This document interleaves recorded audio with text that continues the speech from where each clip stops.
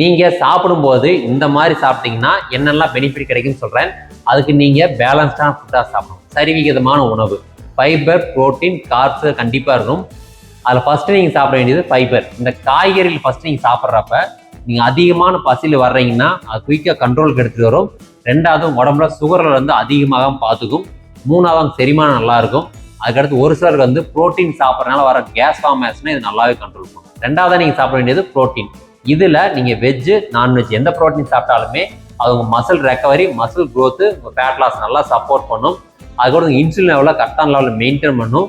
அதுக்கூட ஸ்டெமினா நல்லா இன்க்ரீஸ் பண்ணி கொடுக்கும். மூணாவதாக நீங்கள் சாப்பிட வேண்டியதான் கார்ப்ஸு. இந்த கார்ப்ஸை கடைசியாக சாப்பிட்றதுனால என்ன பெனிஃபிட்டு, நீங்கள் அதிகமான குவான்டிட்டி சாப்பிட்றது இப்போ கம்மியாயிடும். இந்த கம்மியான குவான்டிட்டி சாப்பிட்றதுனால உங்கள் சுகர் கண்ட்ரோல்லே மெயின்டைன் ஆகும். அதுக்கடுத்து உங்கள் பாடியில் ஃபேட் ஃபார்மேஷன் ஆகிறது கம்மியாக இருக்கும். ஏன்னா நம்ம அதிகமான கார்ப்ஸ் சாப்பிடும்போது உடம்புக்கு தேவையான எனர்ஜி போக மீதி எல்லாத்தையுமே உடம்பு ஃபேட்டாக ஸ்டோர் பண்ணி வைக்கும். இப்போ என்ன நடக்கும், அந்த ஃபேட் ஃபார்மேஷன் கம்மியாக இருக்கும். இந்த மாதிரி நீங்கள் ஃபாலோ பண்ணீங்க அப்படின்னா உங்கள் ஹெல்த்து நல்லாயிருக்கும். உங்கள் வெயிட் மேனேஜ்மெண்ட்டுக்கு நல்லா சப்போர்ட் பண்ணும்.